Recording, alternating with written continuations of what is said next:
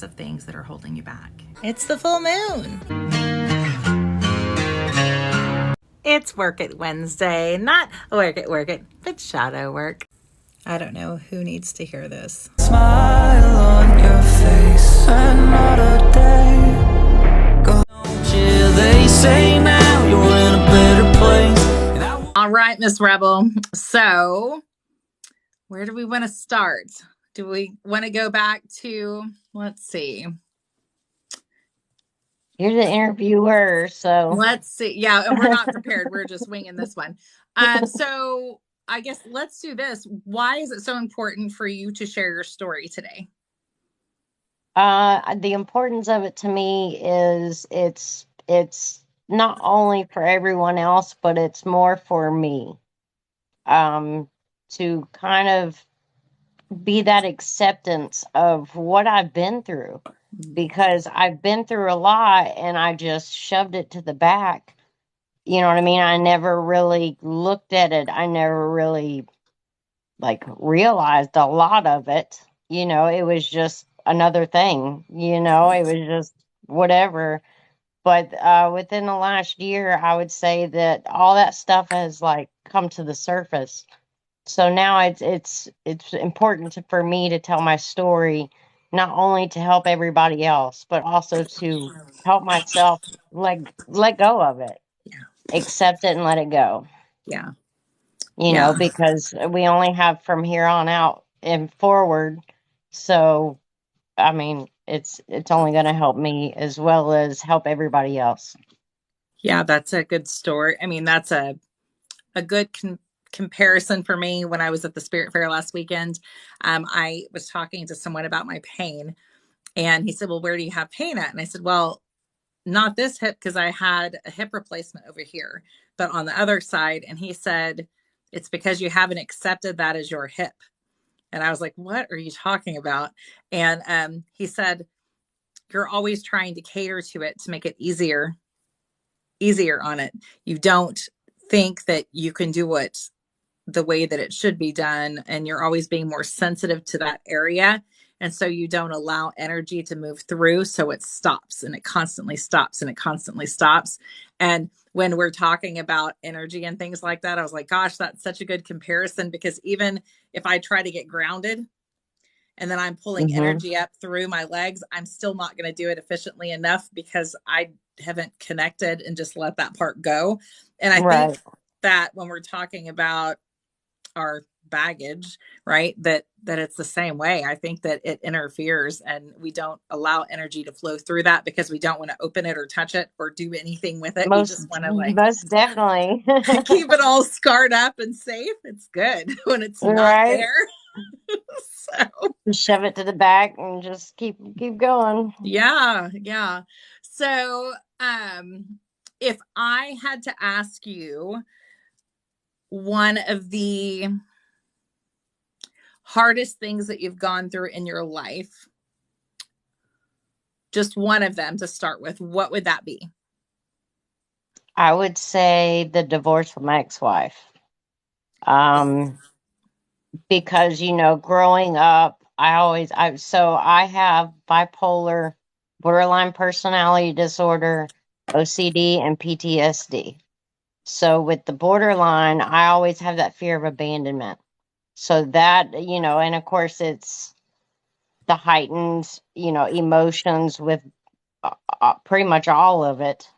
Um, but having that abandonment issue, I was afraid of losing her, so I sacrificed everything that I was, who I was, everything for her happiness, just trying to make her happy.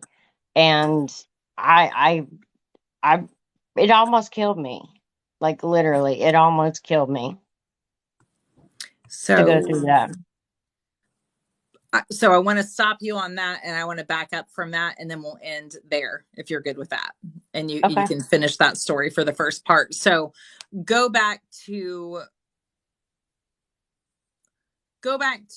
when you were younger, and I'm just going to jump right into this part because you said you have a wife, right? Right. And so go back a little bit into your past to where you were in school or with your family and talk about that dynamic if you're comfortable with that on um, maybe some insecurities that were brought out and some triggers that you had, I guess, that would lead up into the divorce with your wife, if that makes sense. Well, a lot of it was addiction. Like that was a big part of it. But in younger life, I had a lot of traumas at home. Um, I grew up thinking that what society expected of me was the expectations of my family members, Mm-hmm. you know.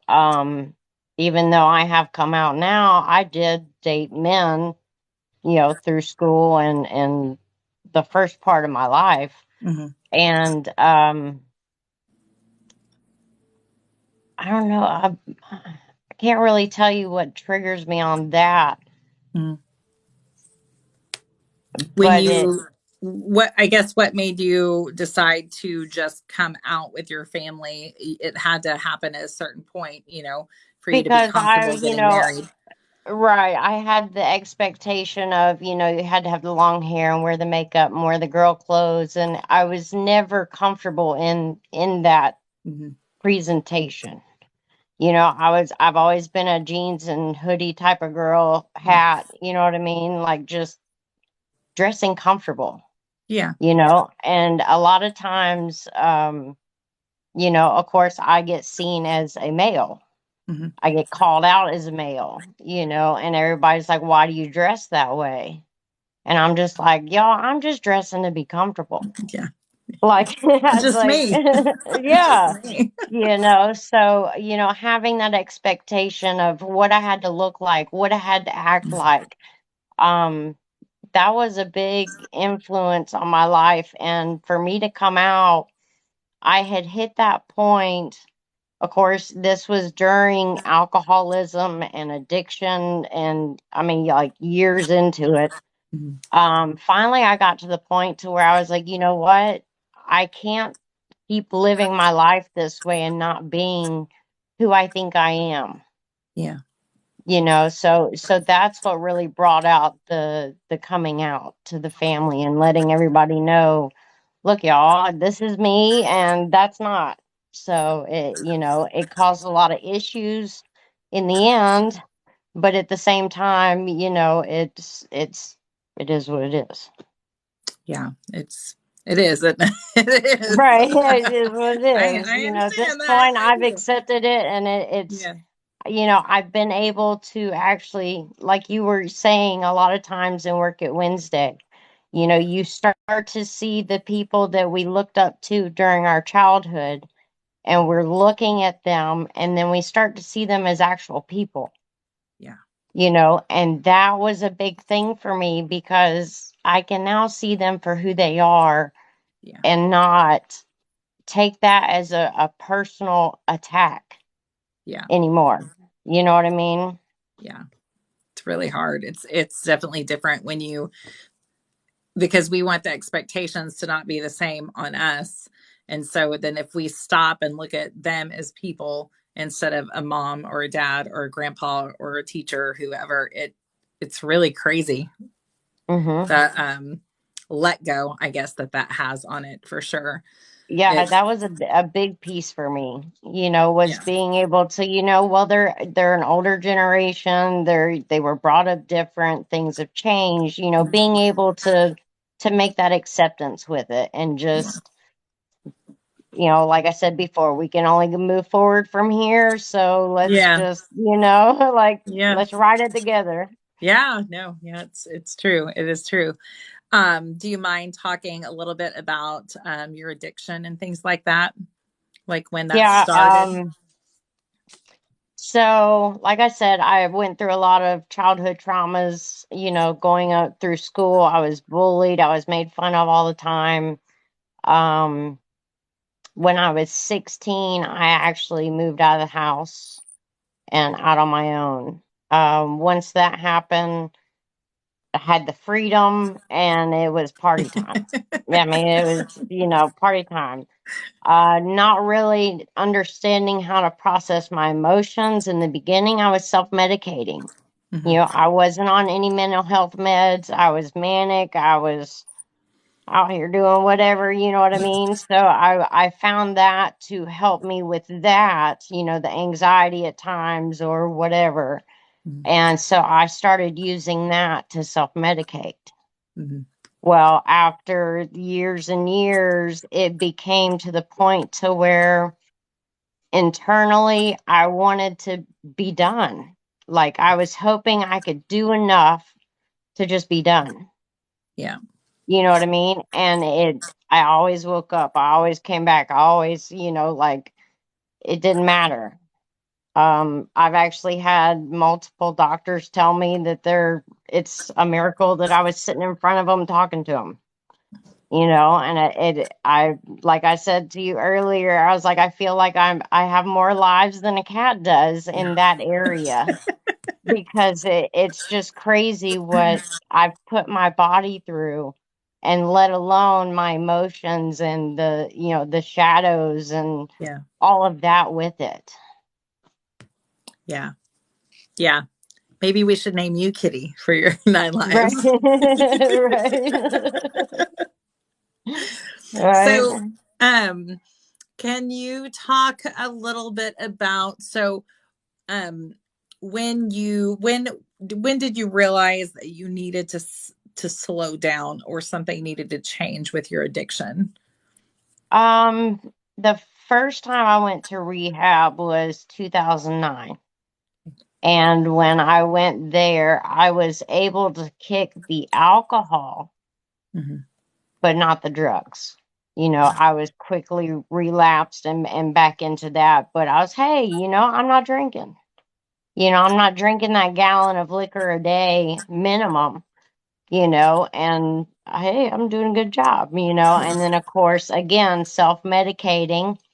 Mhm. You substitute one for the other, it became stronger drugs, the big ones, and it was just more and more and more. And it to the point to where I just went from self-medicating to numbing. Right. Like I didn't want to deal with anything, just shove it to the back, shove it down and keep going. We'll figure it out tomorrow. Is this your way So, of not thinking about things that you should probably, well, we're glad you didn't because we probably never would have met, but right. that you should have been working on or having someone help you work on. Instead, you were preoccupying your mind with these things. Right. And see, therapy, I've been in therapy since I was 10. I've been suicidal and not wanting to be here since I was 10. So I was in and out of therapy, CBD, DBT, you know what I mean? Like like all the therapy, all the groups, and you know what I mean? Plus all the medications. At one point they had me on 13 medications for just my psych. Um I mean, it was just out of control, you know. So you was there a defining moment when you decided? I know you said you went to rehab the first time and you were able to kick the alcohol, but then you continued on.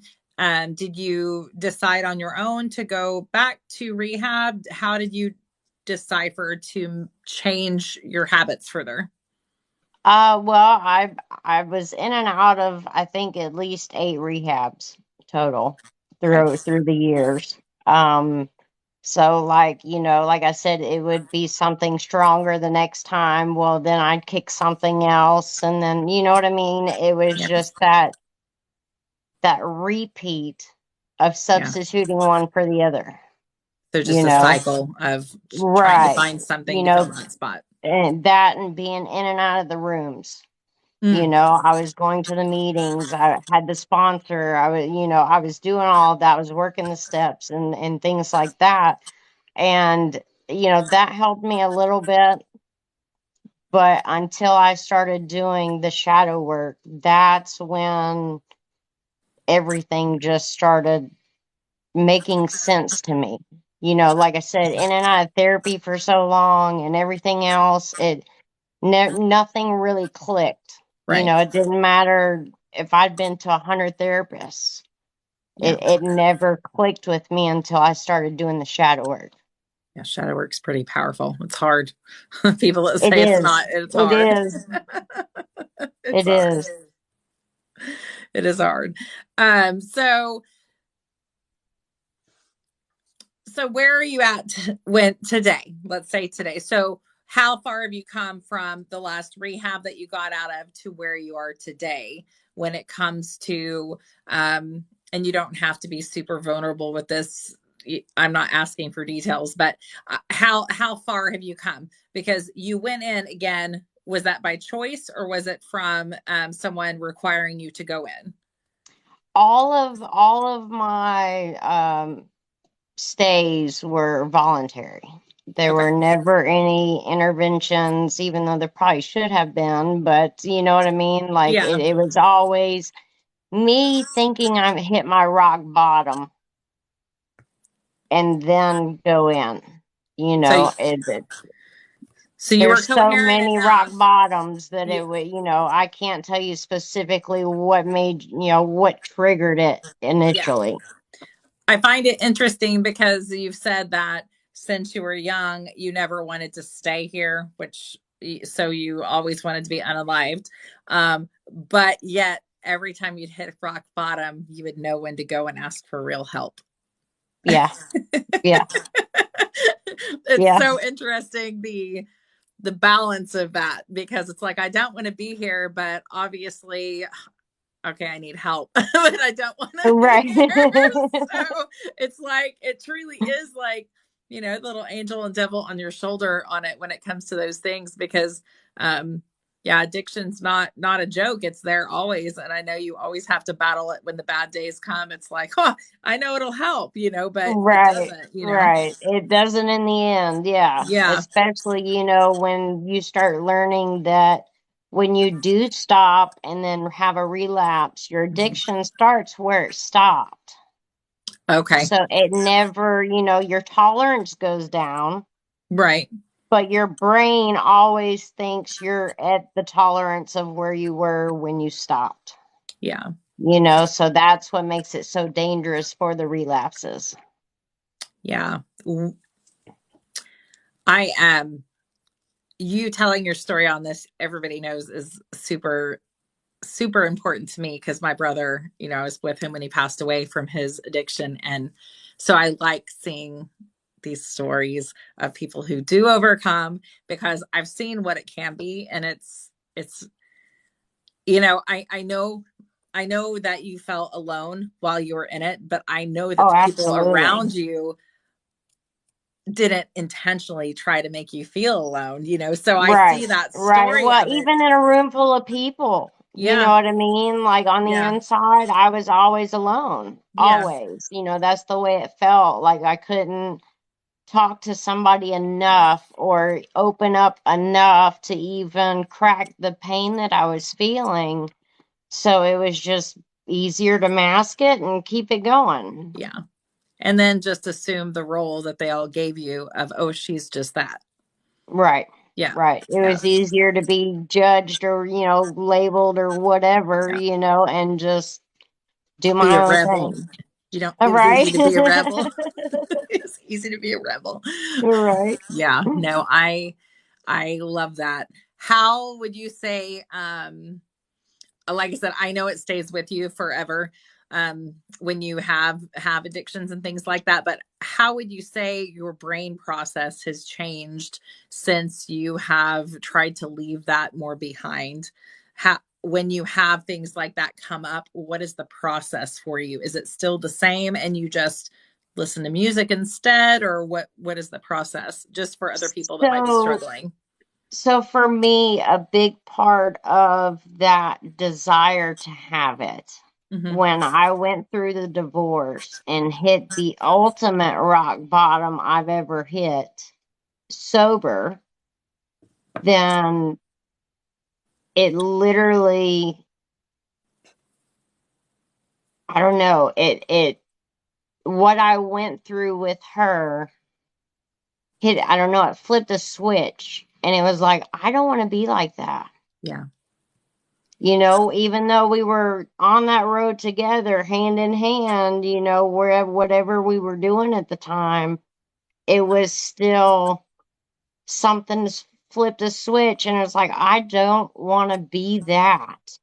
Yeah. Like, she showed me what I didn't want to be and what I was becoming because we were hand in hand going down the road we were going, you So I want know? to fast forward to that when you guys got together, because I know that was she an addict as well.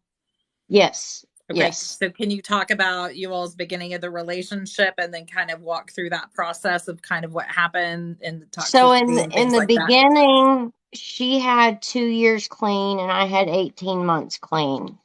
Everything was great. I mean, we had 3 kids and like household was great. Everything was great.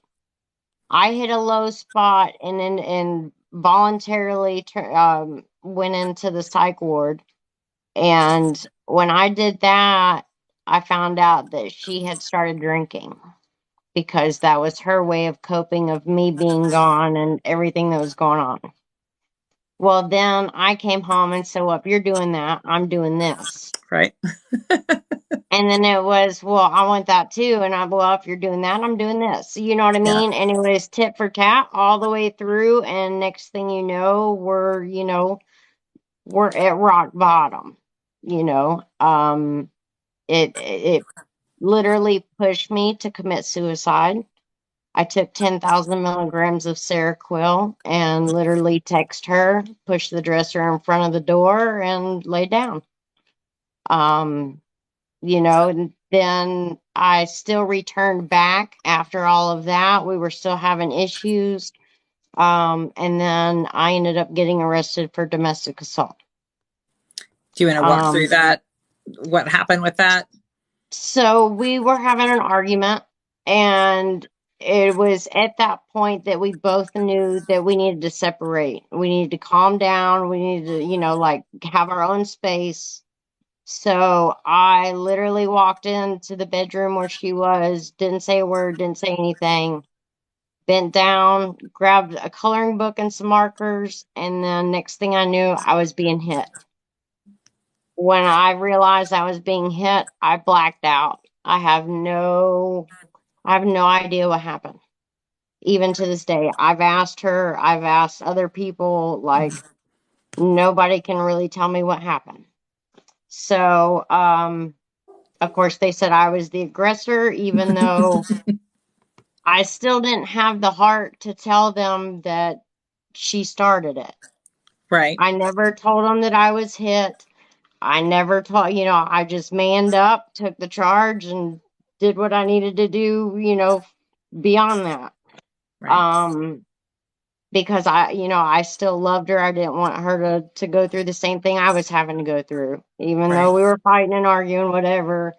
So, so that was probably my worst rock bottom, as well as her choosing the drugs over her whole family, kids Yeah. included. Yeah. And once she did that, and I watched where she went on that road beyond there for about 3 years, Mm-hmm. that's where that switch flipped and was like, I can't do that. Like, I can't do this anymore. Yeah. So for me, on those bad days, I try to meditate, or I try, like you said, listen to music. Right. Um, Try to reach out to a friend, let them know, hey, I'm struggling. Just hold space for me. That's all. I just need you here. Like, you Yeah. don't have to say anything. Like, there's Yeah. nothing you can really do. Like, it's just this is where I'm at. Yep. Just validate You that my day sucks.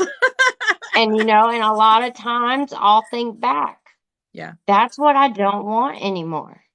Yeah. I don't want the repercussions of it. I don't want the physical repercussions of it. I don't,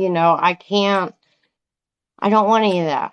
Yeah. So that's a big thing. So any other time I wouldn't have cared. I would have just been right back on it and Yeah. riding my wave. But at this point it's getting there. Good. It's still a daily struggle, but we're I getting know. there. Yeah. No, I think it's always there. I think those things that we have, because we all have different, quirks or whatever you would like to call them, Hmm. but I think that that's just part of us, and that makes our journey and our struggle unique. Um, so that was your rock bottom, and of course, I'm gonna touch on spirituality because I'm me. So Right, I don't know right. how much. I don't know how much everyone knows about the plethora of knowledge that you have about different cultures. I don't know how much that they know about that.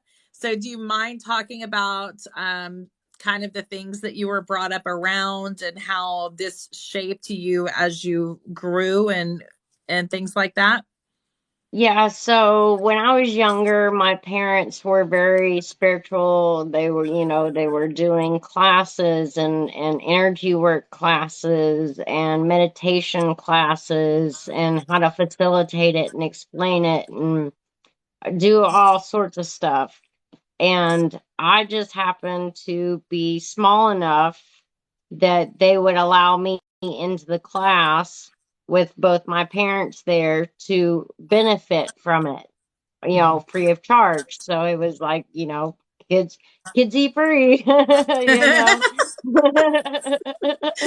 funny. But I've um and I think 13, I became a Reiki master. Mom was a Reiki master, and she taught me, and certified me and all of that. Um, they were or still are facilitators of meditation. Um, and they do a lot more of the Buddhist side of things. Um, I've done what they call access consciousness, which is energy transformation. It kind of teaches you how to speak to the universe and manifest and bring in what you're wanting just by your words. And how we can create and destroy things that we've created for ourselves in all timelines Yeah. and be able to release that. um and there's I we grew up going to Native American powwows. So I have a lot of that background as well. If you Yeah. can, you can see. The Yep. Yes. whole bedroom's like Native American in here. I love that. So, I love that.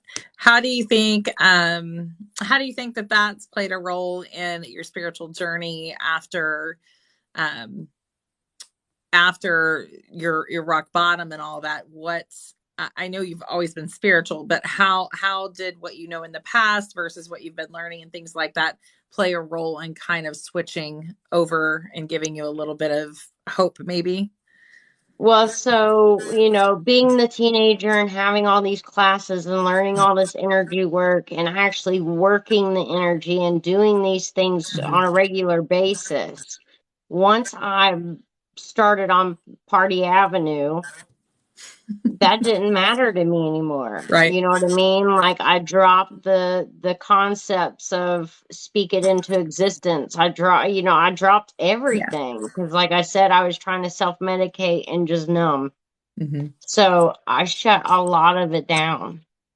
I mean, like a lot of it, Yeah. because I was shutting down emotionally, Yeah. mentally, physically, Yeah.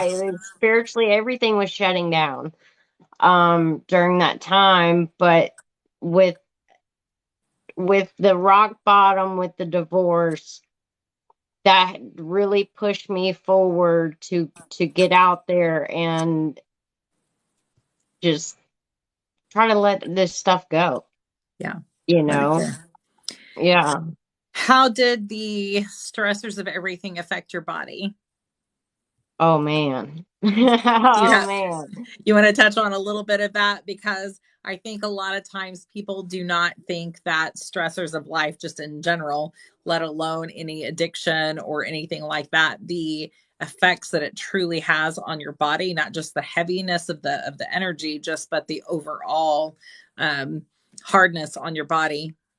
Oh yeah. I mean, you think, okay, so on average, I've always been between like 120 pounds, 140 pounds. Mhm. You imagine me drinking a whole gallon of liquor, functioning, that's just to get through my work day. And then I'd have like an 18 pack of beer when I got home, Mm. or I'd go out to the bar and have a $250 bar tab for the night. And that's just me drinking. That's not buying drinks for anybody. I was stingy. I'm paying for it. It's mine. Right. And so it's you can imagine I did that for over I probably did that for 15 years straight, Oh my gosh. and then adding the drugs on top of it. Mhm. So I can only imagine why I have gut issues today, Yeah. and my stomach just being paralyzed and not working anymore. Um, I mean, from that to having three plates, spacers, and screws in my neck, my discs are just disintegrating. Um, I just there's so much, just Wreaks so havoc. much. Wreaks havoc. Oh yeah, Um, absolutely. you talked earlier about your second belly button is what we called it. Right. Your port. Can you talk how did having that and having to go through that process change you? And I know you still struggle with stomach issues, but how did when it came to that actually, how did that change a viewpoint or anything for you? Well, the scary part was I got down to like 87 pounds. Ugh, And I mean, like I could literally pinch my collarbone mm, and be on, and touch fingers yeah, on just through the skin. Um, it was the nurse literally looked at me and she was like, your body is literally fighting to have calories just to wake you up right now. mm, And I'm just like, oh, okay, like this is serious. yeah, I went through the surgery to get the feeding tube, and of course, it wasn't able to be put in my stomach, so they had to actually put it straight into my intestines because your because stomach was just not working. right, it was paralyzed, and they were saying that it's not emptying, but every 3 to 4 days, when Hmm. it on average is supposed to be emptying every 90 minutes. Oh, wow. Yeah. So it was nothing was being, it was literally being digested so much sitting there that long that there's no nutrient value once it did empty. Yeah. So it was didn't matter what I ate or didn't eat, it wasn't doing anything. So when I actually had the surgery, they had a little hiccup and it about killed me. I had to go back into the hospital. Um, and then I get out of the hospital and they're like, where are her supplies? Like the nurse came in that morning. She's like, where's her supplies? And mom's like, what supplies? They didn't send me home with food. They didn't send me home with a pump. They Oh didn't send me gosh. home with bags. They didn't send me home with gauze. They didn't send anything. Yeah. So I couldn't eat. I couldn't Oh, clean it. I couldn't secure it. I couldn't, you know what I do mean? Like anything. cover it. Nothing. Um, so that was a disaster. But having it and having to be hooked up to the actual pump for 12 hours a day just to eat, Hmm.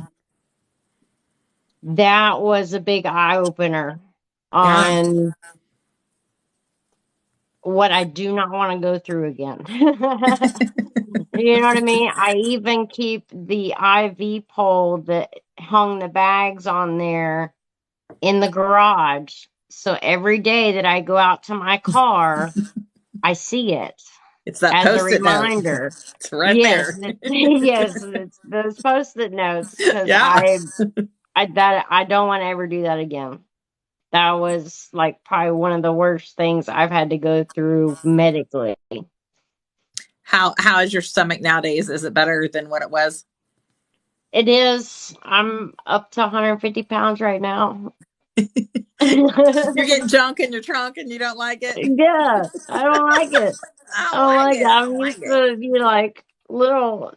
it. A little I bit. used to wear. I used to wear 16 and little boys. And they're like, nope, I can't do it. Yeah, So I can. Yeah.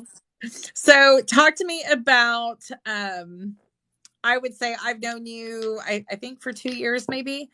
What Mhm. Tell me about your spiritual path, say in the last 5 years. And can you talk a little bit about your gifts that you have and talk about how um I know you love the paranormal and things like that. Can you talk and touch a little bit on those things?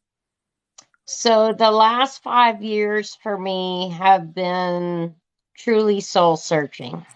As most of y'all know, I've been single for a long time, and that's because I'm in that transformation and recreation of who I am and stepping into my abilities again because they have opened up tremendously, almost to the point to where they're exceeding where I was in my teenage years. Mm-hmm. Um, and not really doing a lot of the energy work on other people recently.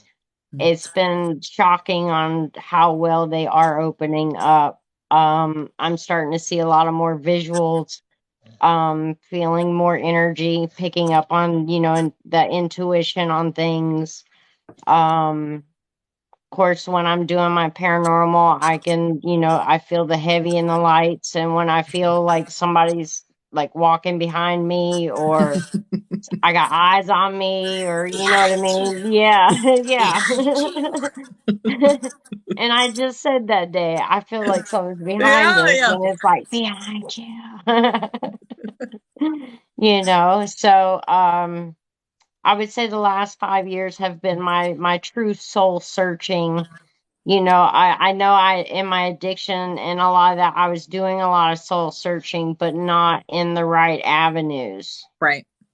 Because like I said, I was numbing, I was self-medicating, and that's not the healthy way to do that. Yeah.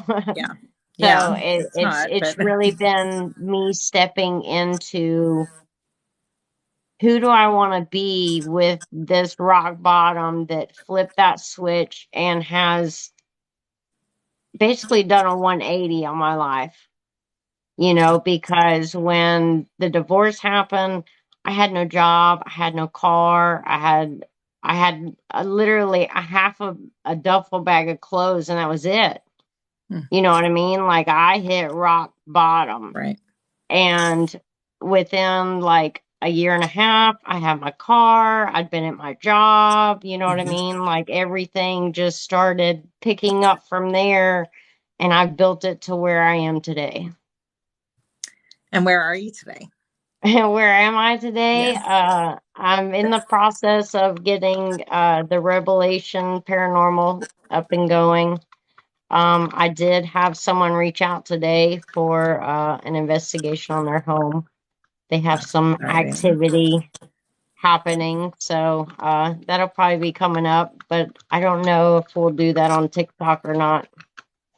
Do you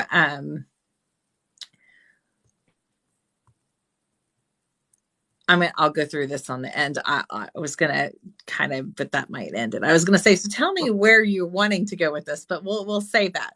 We'll save that for a minute. What do you think are so if there is someone that is listening or say in the future is going to listen to this and you wanted them to take one thing from your story and how you keep bouncing back and keep bouncing back, what do you want them to take if they're struggling with addiction and they would rather not be here, right, instead of be here? What are some things that you would tell them? I would say that for me, I would say that a lot of the time during my traumas and experiences, I always felt like I was alone. You know, even like I said, I'd be in a room full of people, but I always felt alone. I always felt like nobody could understand what I was going through, or even if I did try to voice those things and they get upset or judgmental or whatever reaction they had to it that would, you know, hinder my self doubt about it, is there's so many people out there that don't talk about so many things that they're going through that you just never know. Yeah. So for me, it's, you know, finding, you know, you guys here on TikTok and growing what we have grown today Hmm. has really helped me to embrace that I'm not alone, Yeah. you know, and I mean, you know, through all the rehabs, all the stuff, you know, that was one of the biggest issues for me was I always felt alone. Yeah. And I always felt like I was going to be abandoned if I wasn't alone. You know, like I already had that premeditated in my head. Oh, well, they're, you know, they're just going to leave one day, you Hmm. know, and I would do anything, people please, you know, anything, and just try to get that acceptance, Yeah. you Yeah. know. But now that I'm embracing all of this, that I know I'm not alone. I know there's people out there. I know, you know, even if it is somebody I've met on here and never met face to face. Uh,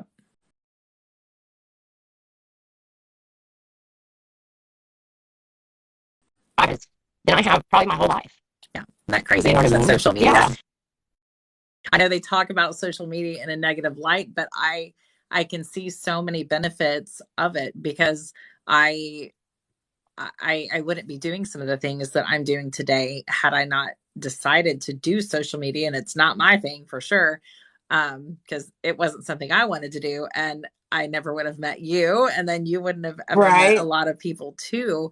And so there is that, silver lining on all the bad things that they put on social media because I do think that even though some of us haven't met, we all still do support each other in the Hmm. craziest way. Um, yeah, it's interesting, I think.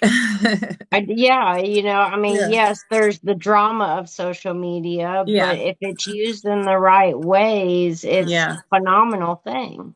Yeah. I don't think I would be where I'm at now if I hadn't met you guys and formed Yeah. the family that I have here on TikTok. Yeah. You know, I wouldn't have been in Arizona, Yeah. you know, like out there doing that. I wouldn't, you know, there's so many things I probably wouldn't even be paranormal investigating. Yeah.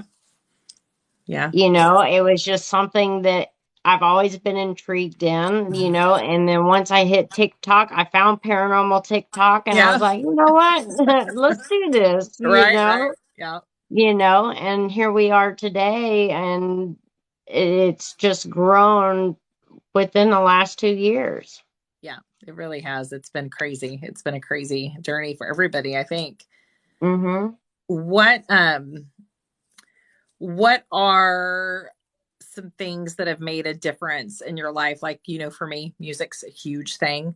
So if there's someone struggling and they're like, I just need like some sunshine, what recommendations would you, what books, what, anything that's going to be inspirational to them, that or activities even that might help them if they're struggling? One thing that I always love to do is I write poems. Hmm. I've written a lot of poems during my addiction that I found recently, and I'm just like, holy cow, you know, like I remember writing this, Have you but thought I about doing a don't book? Have you thought about putting them in a book? know. Hmm. Hmm. I know, right? Hmm. That's like my drawings too. So I do a lot of my sacred geometry, you know, and I do a lot of drawings and intricate drawings that way. Hmm.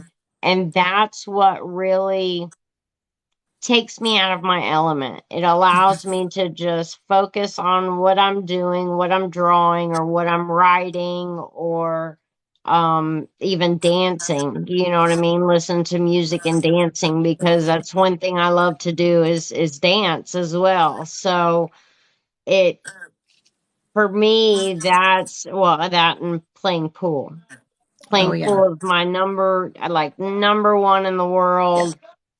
She's really good at I pool, guys. She's really like isolate the world and just zone out. Like that is my de-stressor. good.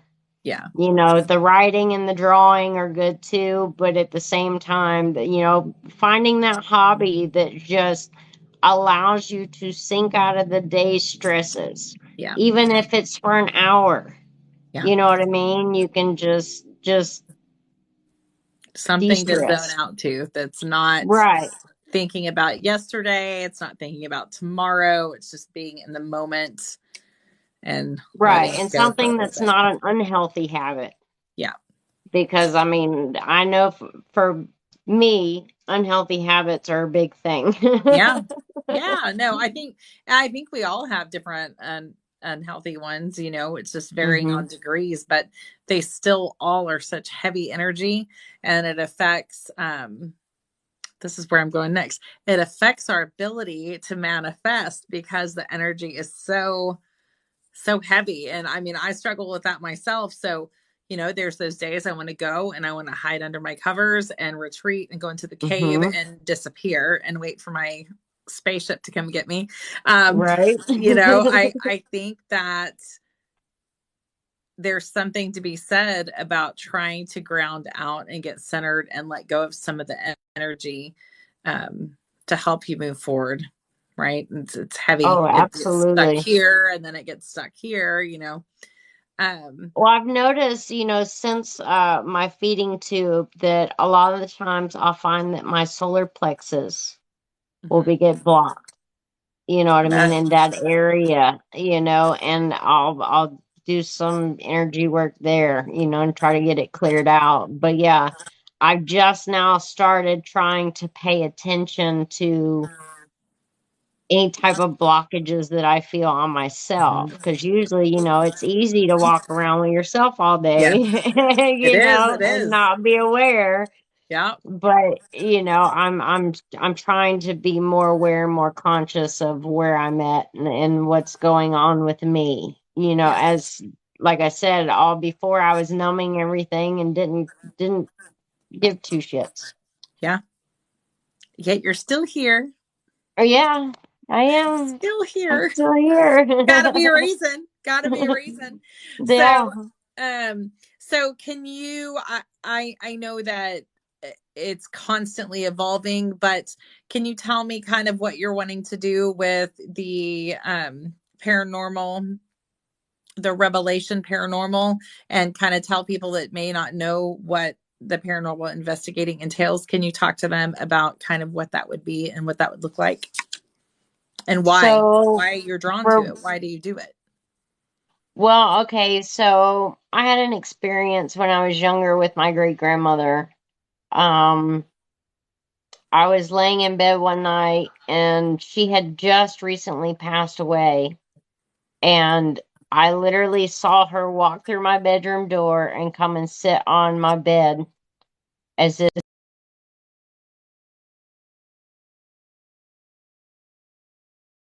in the place. I started talking, like having a conversation with her, not realizing what was really going on. Mm-hmm. Um, it got mom's attention and she's like, "Who are you talking to?" And then of course I look back and she's gone, she just Right. disappeared. Mm-hmm. Um, and then there were other times that I played with a talk with the angels board. So it's Yes. supposed to be the opposite of a Ouija board. Of course, Right. I now know it's all the same. Right. Right. So we had played with that and we had some activity in the house happen. Of course, it freaked everybody else out because Mm-hmm. I was, having a birthday party that night or whatever. And I'm over here like, okay, well, if you can do that, come over here and push, push this door closed. And it would do it, and I'm like, okay, well, come over here and turn the TV on, and it would come on, and it's doing everything that I'm asking it to do. And everybody's like sitting on top of me because they're freaked out. And I'm just, I Yeah. don't know. It's something that just feels normal to me. Hmm. Yeah.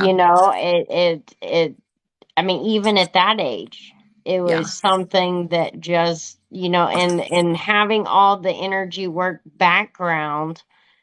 I mean, I know, I learned about attachments. I learned how to, like mom can remove them. She has a ritual she can do to remove them. Um, so I knew all these things existed, but I had never really done the research myself to put it all together. Hmm. So then when I found, like I said, the paranormal TikTok and I went down that wormhole, Yeah. that's what really opened everything up for me. And then I was like, well, let's get some equipment. Let's try it out myself. And Right. then, it like to me, I just go out and ask questions on whatever, like resonates with what they're saying, just it just comes natural, Sure.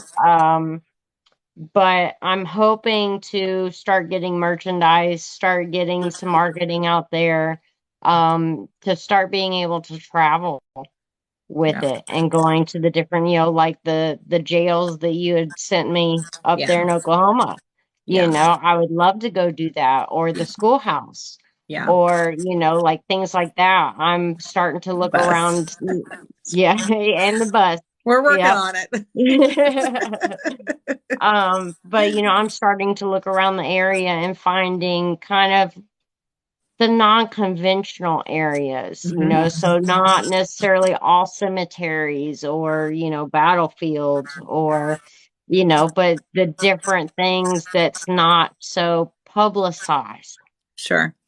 those oddball locations that are just history filled and just as well as, Waverly Hills Sanatorium. Yep. Yep. I mean, because it's everywhere. It's Yeah. not just, Yeah. over here at Bobby Mackey's or, Yeah. everything that's publicized. So I Yeah. want to No. kind of venture off into Yeah. those remote locations. Yeah. I mean, there's got to be stuff at every single square foot of this planet. I mean, it's just been around so long that there's going to be something. Right. Yeah. What is um what what is one of your strangest experiences in paranormal? Like, I don't have a huge amount of experiences, but I know the ones that I've had have stood with me like to to now. What are one or two of your strangest stories that are have to do with paranormal? So during my addiction, I believe I had a demon show up in my apartment from Oh, the I remember. experience. Yeah. I was like, oh yeah, I from remember this from story. light bulbs Yeah. blowing to feeling like there is a lanky black shadowy figure inside my shower with red glowing eyes peering through the wall, like I could just feel it peering into my soul. um and it's you're sitting there telling yourself, don't look in the shower, don't look in the shower, don't look in the shower, like Right. right. And the first thing you do is you look in the shower. Yeah. um but that wasn't the worst part of it. It was when I laid down to go to bed, and of course I'm like, okay, we're tucking in a little tighter now, like nervous but yet Right. trying to go to sleep just to make it all end. Right, right. So I hear my name being called in the bed next to me, as if somebody's laying there and they just, not quite a whisper, but Right. not quite full voice. You know what I Mhm. mean? It was kind of, but it said my name, and I heard it, and I didn't acknowledge it. I Yeah. didn't. like I'm trying to calm my heart rate down. I'm Yeah. trying to just breathe, Yeah. stay calm. And so I pull the Oof. covers up a little tighter, and I'm just laying there and I hit that point of being half asleep, half awake. Like I knew I was conscious, but it Hmm. was, right in that cusp where weird stuff happens. Hmm. And I heard the most guttural voice scream my name that was non-human to the point to where I felt the vibration on my eardrum. Oh, mm-mm. Like I felt it, and the next thing I know, I'm pinned to the bed. Nope.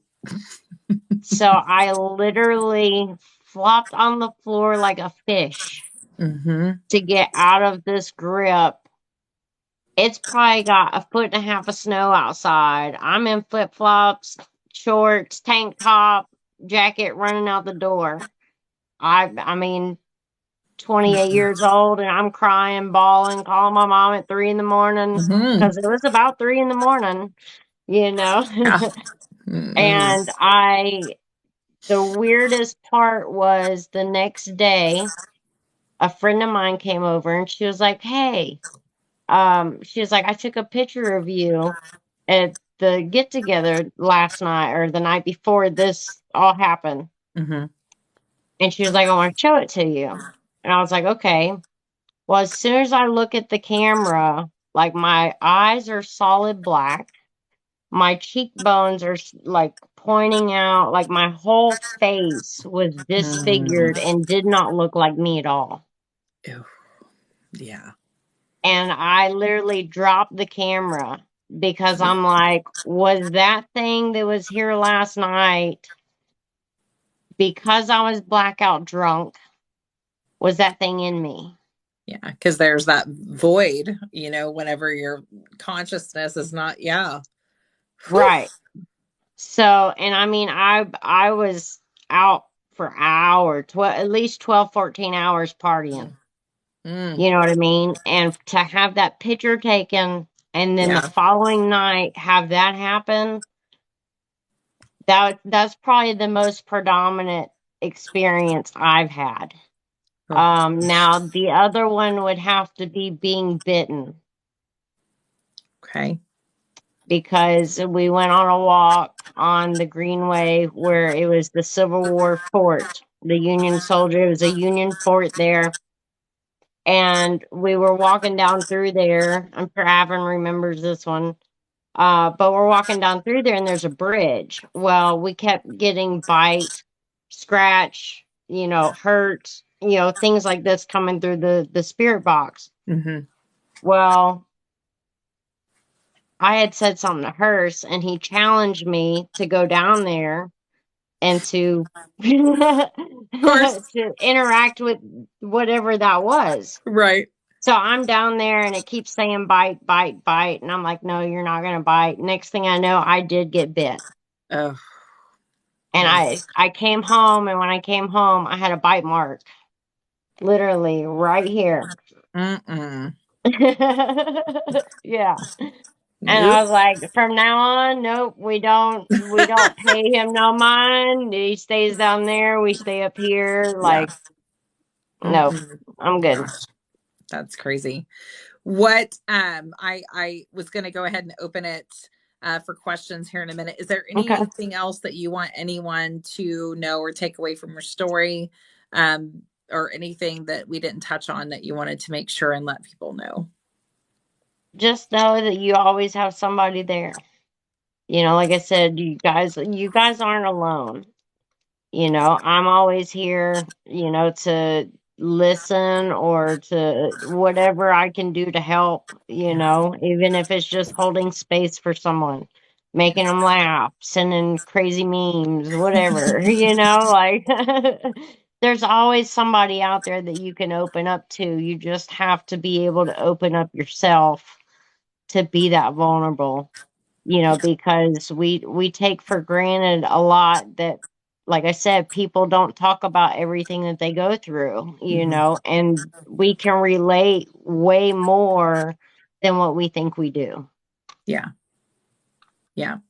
Because chances are, if we can't, we know a situation of someone that might, or we might Mhm. know someone that we could connect you with. So, Right. um, thanks for sharing your stuff. Yeah. Yeah. No Um, tears. Woo! I know it's good. What do you guys have any questions? I saw a couple of questions about paranormal. I can't remember if one of them was about so if someone's starting off, what would you tell them to be cautious of, or what kind of tools would be beneficial for them if they were just starting off? I would say if you're just starting off, to make sure you do your research before you jump in, because there are a lot of precautions that take place behind the scenes that nobody sees. You know, there's certain things that I do when I get to a location before I ever start my live. You know, there's things that I do after my live ends just to Mhm. make sure I'm not bringing things home, because I've done that before and Yeah. that was another experience. But um I would say just make sure that you're fully informed on what those precautions can be. Because Yeah. if you don't know how to handle those things or where to go to have them handled for you, Hmm. it can be a big disaster, and it can mess a lot of things up in your life if you're not ready for it. Yeah. And a lot of people don't understand that once you start this, you open a door that can never be closed. Yeah. Like, a lot of people don't understand that as well, and they'll jump into it and they're like, nope. And then they have experience after experience, even if they stop. Hmm. So it is something that really needs to be researched and looked into before you just jump into it. Yeah. Absolutely. Absolutely. Do you make sure you're well protected when you're doing investigations? Absolutely. What Absolutely. What are some things that you take with you? Just kind of general. I have someone asking to keep you So protected. I have my labradorite, my tourmaline, and then my amethyst right here, that I wear all the time. I also always, this is a clear quartz Buddha.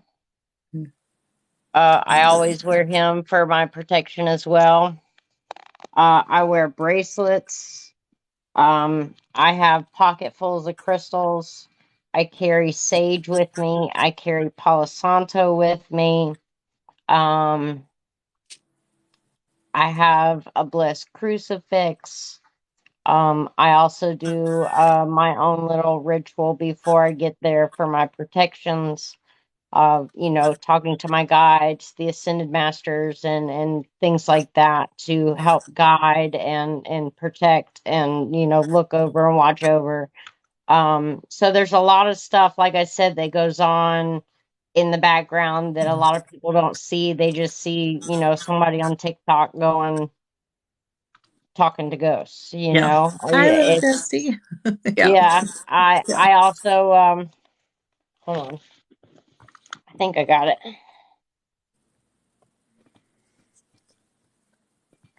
I also take my selenite knife. What's in my pillowcase? Can't get it out. Yeah, I most of the nights I keep it in my pillowcase, as well, to cut any cords or anything like Words. that. That's Yeah, what I do too. I do that for sure. and I also have my wand that you made me. I use that at locations as well Yeah. to help me. I had fun with that one because I was able to fill it with some things. That was fun. Yeah. What do you think about Ghost Box for beginners? Um, Ghost box, you have to kind of be not critical. Oh, what's the word I'm looking for?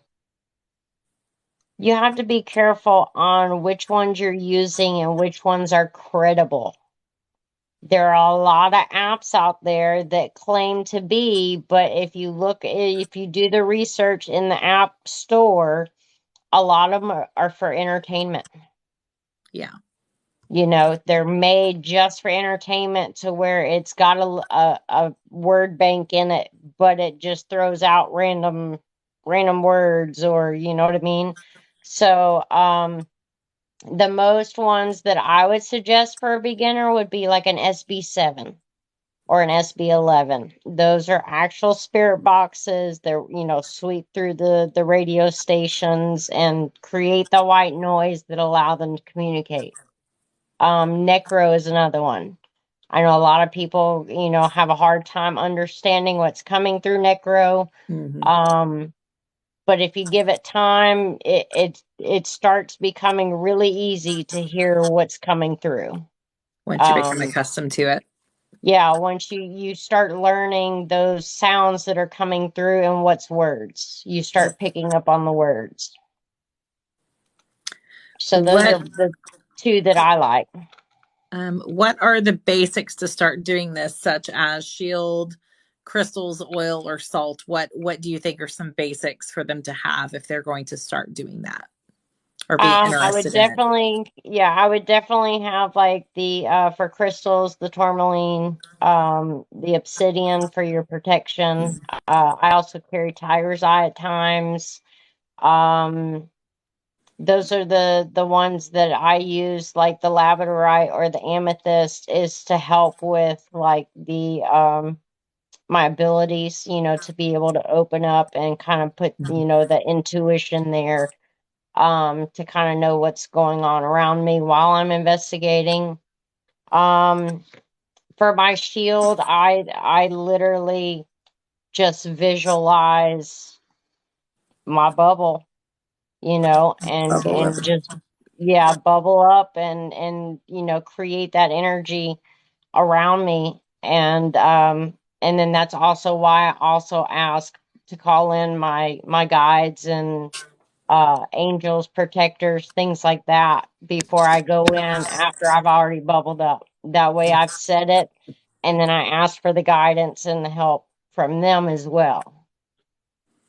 That's good. So, I also do carry black salt in my car, just for precautionary reasons. Sure. If something feels a little too heavy, a little too dark, and you know, I feel like it might have followed me or something like that, then I would do something before I'd actually leave the cemetery, or use the anointing oils, um, you know, to do that as well. Yes, that's all. That's all things I would say too. Right. If you guys are new at it, I would definitely reach out. There are several people here within the group that know some about paranormal. Rebel, I'm comfortable going places with to do paranormal, so you could ask her any questions. Do you guys have any other questions for her at all about her story or about paranormal, or anything really? Yeah, floor's open. Floor's open. Now's the time. She's on here. Her pretty face I'm is on here answering not questions. nervous no more. We've been on her an hour. I know. It kind of fades, doesn't it? You're like, okay, Yeah. I'm not nervous anymore. All right.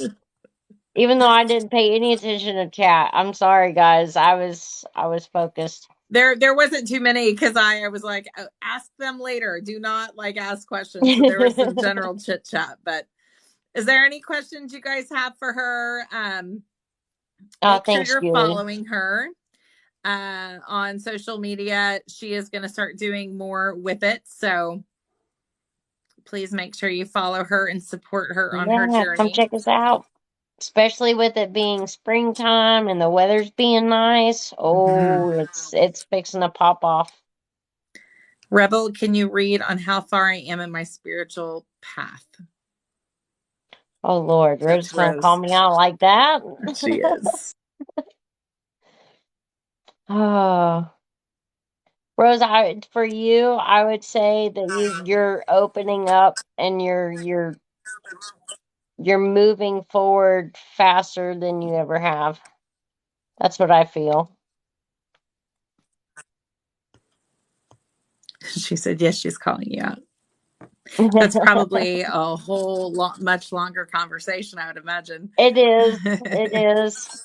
But that was just the gist of it. Yep. Don't want to get too personal. Yep. No, I know. Let's see. What is your best paranormal experience? My best one, Mm-hmm. I would have to say the Civil War soldier following me home and throwing a TV remote at me. He was done with you. Well, He was done. well, I had some viewers in my live, and they're like, "Hey, he's in the car with you. He's in the car with you," and I'm like, "Yeah, Yeah. whatever," like, okay, Yeah. And of course, I did my, you have to stay here. You can't follow me, blah, blah, blah, blah, all that before I left. And so I didn't think anything of it. Well, like a couple hours go by, me and mom are sitting in there and watching TV, and all of a sudden, the TV remote in the middle of the coffee table went flying in the floor. And you're like, uh-oh. So mom looks at me and she's like, "What did you bring home?" And I'm like, "I don't know." So I go It and wasn't dinner. I pick up the TV remote and I set it back on the, in the middle of the coffee table. Like there's no reason it should just fly off the table. Well, it flew off the table again, but this time it hit my feet. And I stood up Oh, immediately and I was like, "Hey, we are not throwing things in this house. Like, okay, I hear right. you, but we are not throwing things." Yeah. Yeah. I will help you, but stop throwing stuff. Right. So funny. Any tips? Uncovered Crystal says, any tips for me Any tips? for uncovered crystals? About, do you want paranormal? What would you like tips on? Hey, Aunt Lori. Yeah, what kind of tips? Hey, Lori, good to see you. I know. How are you? Yeah, we're definitely looking for others as far as to be able to share your story if you're interested in it. This one um, I will be posting for you guys to rewatch if you would like. Which wants to Want to open the open your third? third eye? I would suggest some lapis. Kitty introduced me into that, and ever since she has, like, my third eye has been I love just lapis. just growing. You know, that one has really helped me as well as the amethyst. Yeah, I love lapis. I also like for third eye. Um, I like a celestite as well.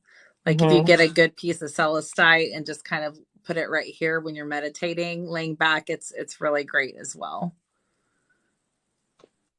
We're doing good, Lori. All right, last chance for any questions before we jump off of here. Any questions for Miss Rebel or for myself? Tomorrow I will be on. Tomorrow is Manifestation Monday, so we're going to be talking about manifestation. I'm Oh, really drawn to manifest. lapis and Mhm. amethyst. Yeah, those are great crystals. Rebel, can you tell Jill anything about her spiritual journey? Let's see. Oh, thanks, Bliss. I say keep doing what you're doing, Jill. I see some big changes coming. Yeah, you're just starting. Hmm. Keep going. Yeah, I think the biggest thing in the beginning of a journey is you are literally standing in the middle of a tornado of so much information, and you like for me it's like I like crystals, I like herbs, I like sound, I like this, I like, and so you really have to find like what really is what you're drawn to. And for me, like I like a lot of those things, but now I finally narrowed down like the things that I really am drawn to and want to continue learning. And then everything else has kind of coincided with that. So you have to find the things that you feel drawn to and then build on that, I think. Mm-hmm. Oh Lord, I There wasn't you ready go, to do Rebel. readings. Kat, she wants to know if, can you tell if she has any abilities?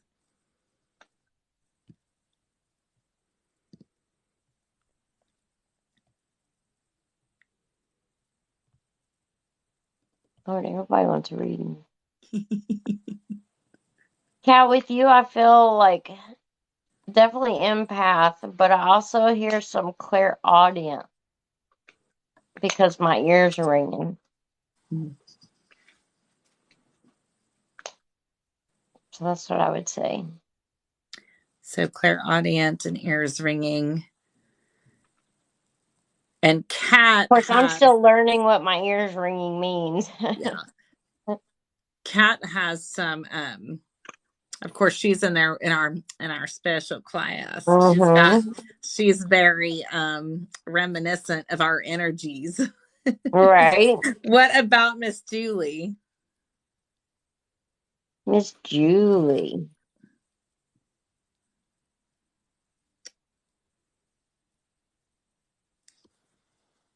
I think Miss Julie has more abilities than what she gives herself credit for. She'd probably say What I that's give fair. Miss Julie. And So I see her growing too.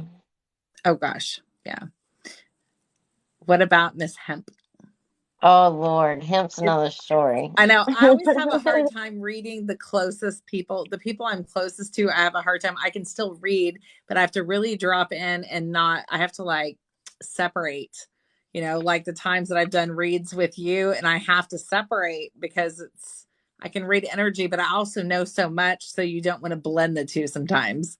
Right, right. Yeah. And mine is, like I said, this is still all so fresh Yeah. for me. Yeah.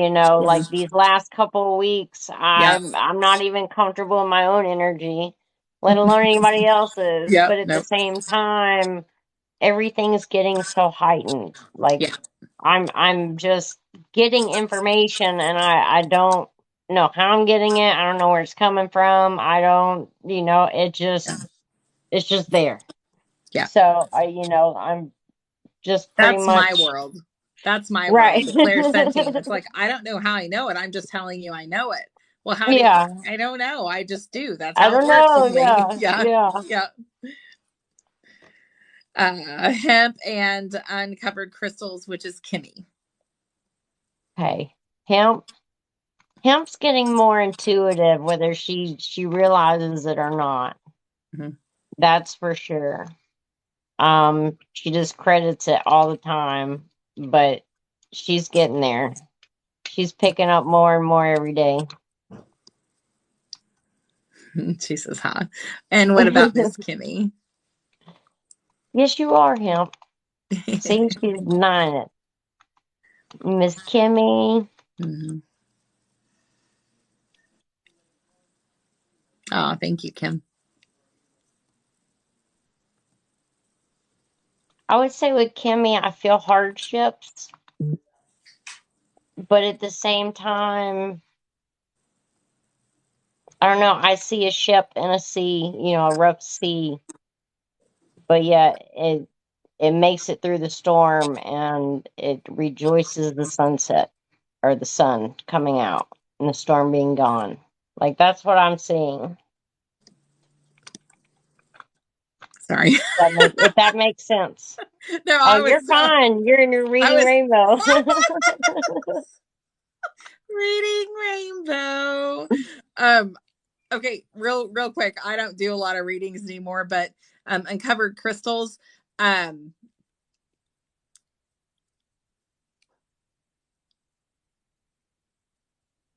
so there's an older gentleman that is telling me basically,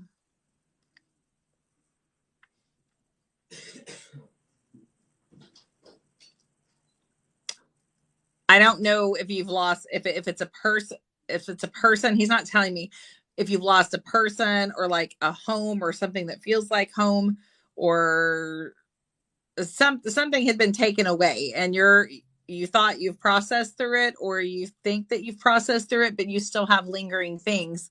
Um, he also shows me red flowers. I don't know what that means. I'm just telling you what he says, because as soon as she started talking to you, he came through. Red flowers, it almost looks like hibiscus, or maybe it's connected to Hawaii, or a tropical climate or something like that.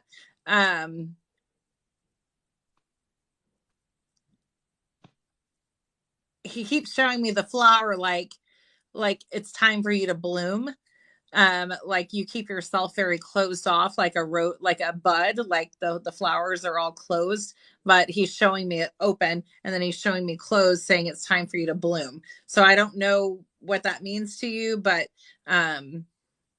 he's he looks to me, I mean, they don't always look the exact same, because they're healthier. When I see them, they're probably not in their worst shape, but he has like what I don't know if they're Walmart jeans, but he's acting like they're inexpensive jeans. Maybe he shopped at thrift stores or something, but they're jeans and just kind of like a white t-shirt, and he looks like he's been working in the garden, and he's showing me these flowers. So whatever that means to you, he's telling you need to open up, that it's time for you to bloom a little bit. And he has gray hair. It's your dad. Okay. Okay. I'm not a medium. I'm not. I'm just, he would never go away.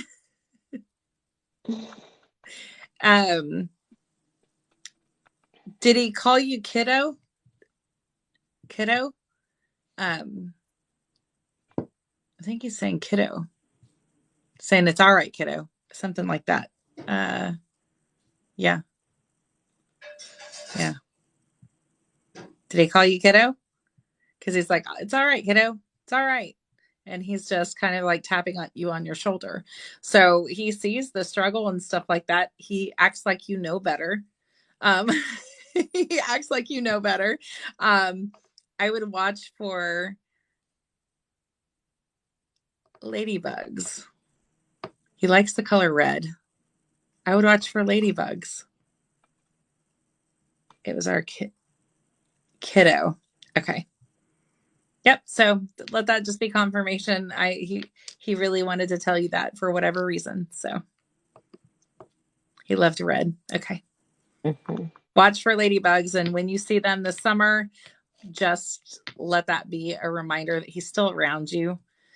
These souls, these families, these people we love, they're still around us.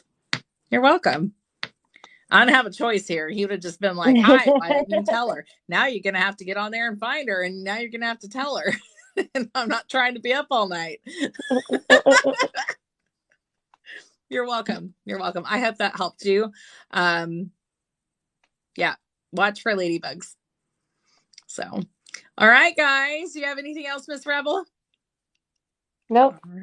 All right. I'll get this all recorded for you guys. And if you guys have questions or want to rewatch or share, please do. That way we can get stories out and make a difference in this world. So we appreciate you guys. Thank you, Rebel. Bye. Bye. I'll talk to you guys soon.